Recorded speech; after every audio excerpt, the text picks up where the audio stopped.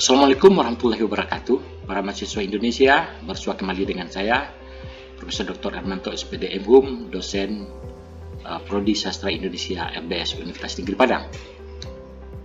Kita melanjutkan pada pertemuan yang ke-15 ini, kita membicarakan kembali bagaimana analisis dalam hal ini adalah untuk menemukan tokoh utama di dalam sebuah cerpen robohnya surah kami. Pada video sebelumnya kita sudah mengunduh kalimat yang ada di dalam cerpen robohnya surahnya kami melalui aplikasi Linguistik Corpus Kotara. Sekarang kita lihat, tadi kita sudah melihat bahwa ada sebanyak 307 kalimat yang menghasilkan cerpen roboh surahnya kami ini. Para mahasiswa, kita bisa melihat ini adalah nomor kalimat yang terakhir. Bisa kita perhatikan yang berwarna merah ini adalah kalimat yang terakhir, adalah sebanyak 307 kalimat. Para mahasiswa, selanjutnya tentu kita perlu mengidentifikasi tokoh yang ada di dalam kalimat tersebut, berapa kali tokoh itu disebut, dan juga kita menentukan peristiwanya. Jadi misalnya para mahasiswa, kita lihat dulu kalimat ini berapa peristiwa sebetulnya cerpen ini. Nah, peristiwa yang pertama ini adalah ternyata ini dibentuk melalui kalimat 1 hingga kalimat 6. Ini analisis ini tentu perlu nanti divalidasi, tetapi kami melihat bahwa ini peristiwa 2 terdiri dalam kalimat 7 hingga 13.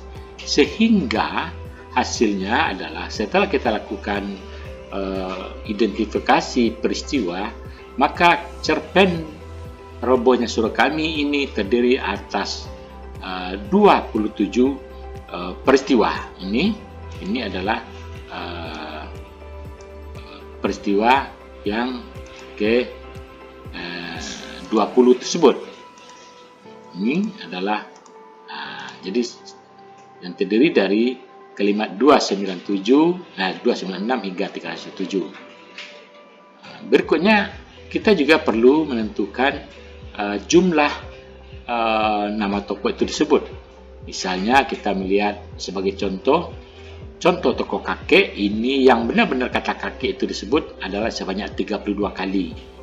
Ini nama tokoh kakek itu disebut sebanyak 32 kali. Tetapi nanti juga ada dengan kakek juga, tapi dia menggunakan kata pronomina misalnya. Sekarang kita lihat seperti ini. Kakek tadi 32 kali, tetapi sering juga disebut kakek ini menyebut nama aku misalnya, seperti ini 33 kali. Di kalimat yang lain nanti juga menyebut iya sebanyak 13 kali. Jadi nama tokoh kakek atau aku iya ini sebanyak 68 kali disebut oleh pengarang. Jadi demikianlah seluruhnya. Jadi kalau kita lihat jumlah seluruhnya, tokoh Ajo Sidi sebanyak 38 kali, tokoh Haji Saleh 55 kali, kakek Garim 68 kali, kalimat tokoh pengarang 25 kali, kalimat tokoh tuan 25 kali, kalimat dengan tokoh mereka atau sebagai penjajah 3 kali, dan mereka yang dalam artian anak-anak dan cucu itu 5 kali. Para mahasiswa, kita bandingkan bahwa jumlah kalimat 307, tetapi yang menyebut nama tokoh sebanyak 227 kali. Sehingga dalam bagiannya kita lihat seperti ini. Berikutnya kita ingin melihat, para mahasiswa, perbandingan tadi ini adalah dalam bentuk yang seperti ini, yang kita sebut tadi berapa kali sebut. Sehingga yang paling banyak itu di sini akan dilihat adalah tokoh kakek Garim dan tokoh Haji Saleh.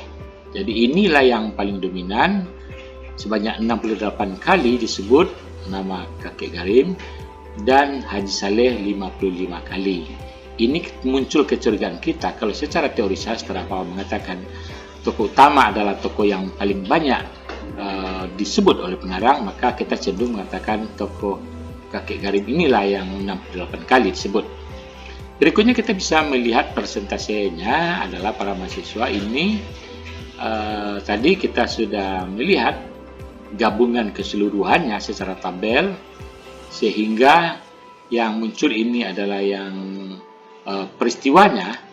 Kita melihat peristiwa, Ini jumlah peristiwa tadi 27. Tadi sejalan dengan nama tokoh kakek Garim juga disebut di dalam 16 peristiwa. Kemudian baru pengarang di 12 peristiwa. Sedangkan Haji Saleh hanya di 9 peristiwa. Kita bandingkan. Akhirnya kita juga dapat melihat analisis ketika kita menyebut jumlah kalimat tadi yang menyebut nama tokoh seperti ini dan dikaitkan dengan jumlah peristiwa, berapa kali tokoh itu disebut, maka hasilnya adalah Haji Sidi 38 kalimat dan berada di dalam 10 peristiwa. Pengarang 29 kalimat ada di dalam 12 peristiwa. Dan kakek Garim adalah 68 kalimat dalam 16 peristiwa. Haji Saleh 55 kali tetapi di dalam 9 peristiwa. Tuhan 29 kali tetapi pada 11 peristiwa. Anak cucu 5 kali di dalam 3 peristiwa. Kemudian penjajah 3 kali disebut dalam 1 peristiwa. Artinya kalau kita presentasikan secara dengan sistem seperti hasilnya adalah seperti ini.